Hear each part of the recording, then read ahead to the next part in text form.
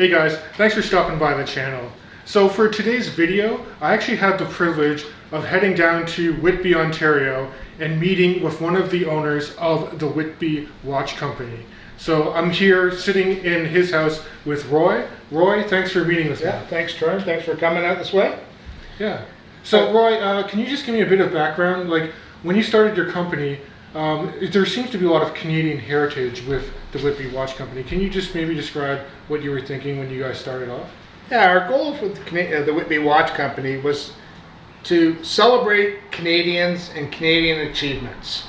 There is so much in Canada that the rest of the world knows very little about or nothing about. So there's so many characters and so many, historical people and achievements, like Sir William Stevenson. This was his base. Camp X was in Whitby.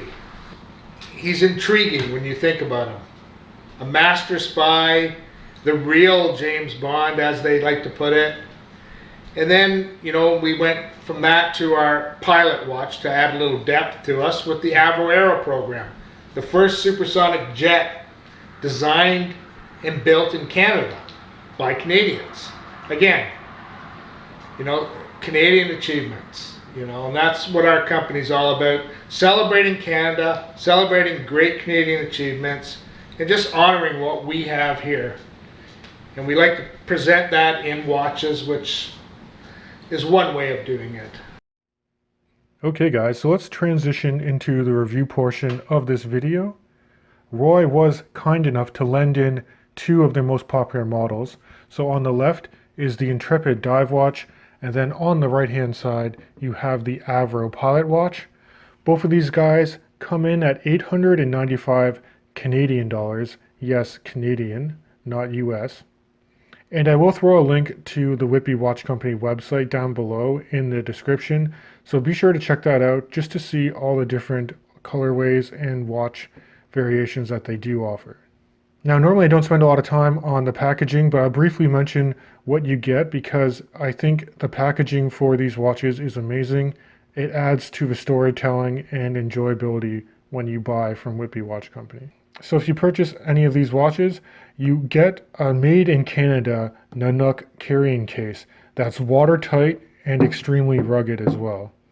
Now, a cool storytelling feature that Whitby Watch Company does as well is they have this hidden compartment at the top. And if you remove it, you have this top secret file. And it just gives you some photos and information about Camp X.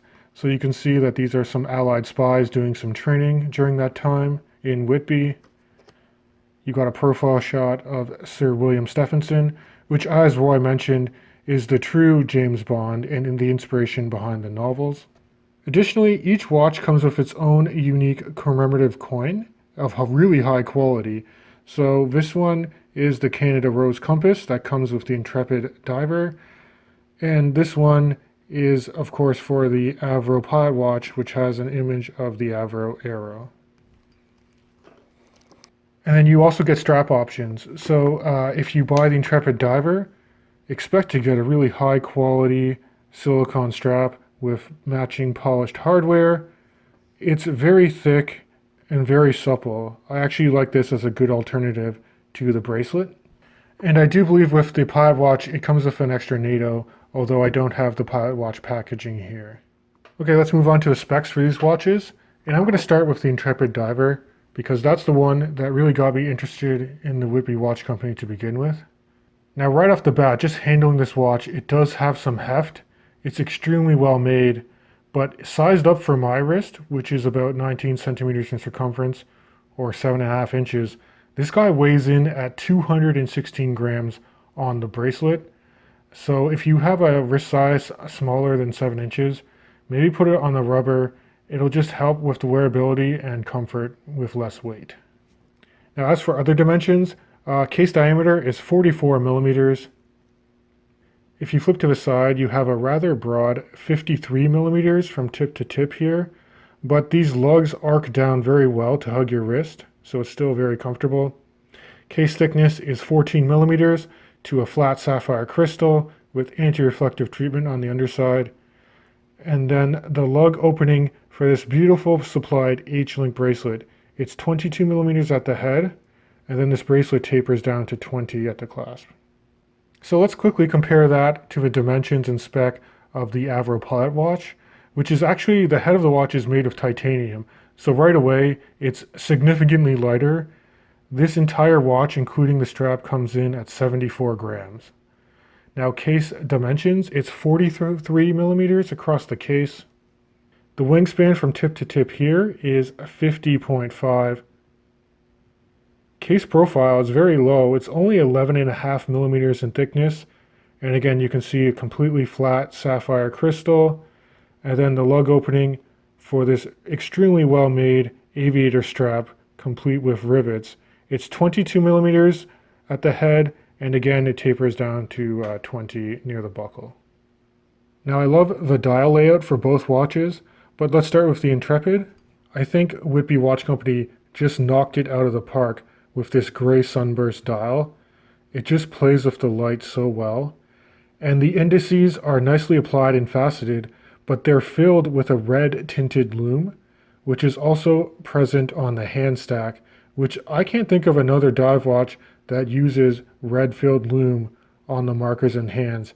It just looks stunning. You also have a very nicely framed and integrated date aperture at the 3 o'clock position, and this watch is 200 meters water resistant with a screw down crown. Now let's contrast that with the dial layout for the Avro Pilot watch, which is a typical Type A Flieger style design, which means you have high contrast white printing on a black matte dial, and the printing is done with Arabic numerals, except for at the 12 o'clock, which they replaced where you normally have a normal aviation triangle for orientation. They have a really nice Canada flag symbol. And also you'll note, because it is a pilot watch, they typically don't have a date aperture, but both run the same automatic movement. So housed inside both cases, you have a Swiss-made ETA 2824-2, which I love to see. You're not getting the Solida variant, and you're not getting a high beat like Japanese Miata movement. You're getting the true workhorse Swiss ETA movement, which is hacking, hand wind, beats away at 4 Hertz, which gives you that really nice sweep, which is especially noticeable on the Pilot watch, because you get that nicely elongated second hand that's also loomed up really well. In fact, why don't I just show you a side-by-side loom shot now. I will mention right off the bat, one of the trade-offs you're going to get using a red pigment of loom is it's not as intense as the green Swiss Luminova that's used on the Pilot watch. So you can see side by side, both of them do have a pop of green Super Luminova on the luminescent pearl of the diver on the left, and then fully loomed up with the Pilot watch on the right. I can see that red tint, but I don't know if it comes through on the camera quite well. Okay, I'll quickly mention finishing and bracelet or strap options. So with the Intrepid, it's mostly done in a very high polish on the sides and tops of the case. Nice etched in Whitby Watch Company logo on the crown. Big crown guards there. Really like the nature of the H-link bracelet. You have brushed center links just to give a little bit of difference in finishing. The bracelet itself is sized with split friction pins, so they just push out one way, and it's extremely quick to size. I find it very secure as well, so no issues there. With the class, you get 2 sets of twin trigger release mechanisms. The first one here opens up that really nice milled out swing arm. The second one, if you deploy, it's for the ratcheting micro adjustment system. So you can get on the fly adjustment. And then check out this gorgeous case back on the Intrepid diver. You get that, again, Canadian rose compass deeply etched into the center there. You have individually stamped in a unit number, so this is unit 70 of 103. The case back is screwed down very nicely, affording you that 200 meters of water resistance. Flipping over to the Avro Pilot watch, what you get is mostly a bead blasted finish. Again, this is aviation grade titanium. Very nice oversized onion style crown. This crown doesn't screw down, but I believe it's 100 meters of water resistant. And then just look at this beautiful aviation style leather strap. So nice white contrast stitch on it. It's very thick, but it breaks in after a couple of days. I actually found it really stiff, but over the course of 2 days, breaks in very nicely. And then you have a Whitby logo on the buckle. Do note though, this buckle is stainless steel. It is not titanium, but because I think stainless steel is a little more robust and you get a lot of friction on the buckle, it kind of made sense to go with stainless steel and just color match it. And then with the Avro Pilot Watch, you get an open case back, so you can actually see the ETA 2824 there just beating away. It does say designed in Canada. And then you do have the saying per ardra ad astra, which, if I'm not butchering it, means through adversity to the stars. So very nice aviation lingo right there. And actually, yeah, you can see 10 ATM, so 100 meters water resistant. So I'll just show you some quick wrist shots of both watches. So you can see very nice wrist presence with the Intrepid Diver. And the clasp does balance out the head of the watch quite well on my wrist.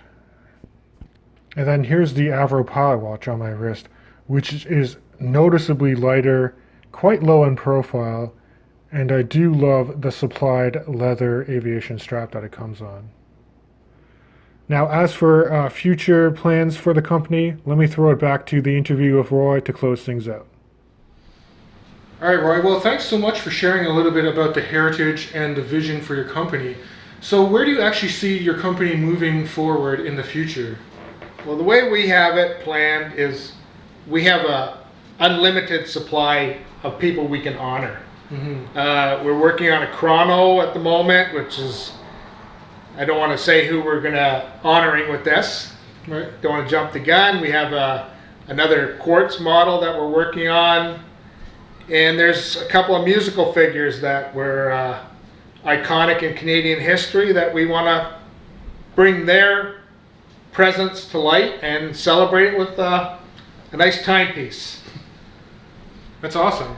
So yeah, I think you guys are doing a very commendable job. And for me personally, as a Canadian watch enthusiast, it's very refreshing to see someone trying to, honor some of the Canadian heritage and also do it through very classic and very durable design watches. So thanks again for having me here. It's been great meeting you. Yes, thank you for coming this way. Great, thanks for your time.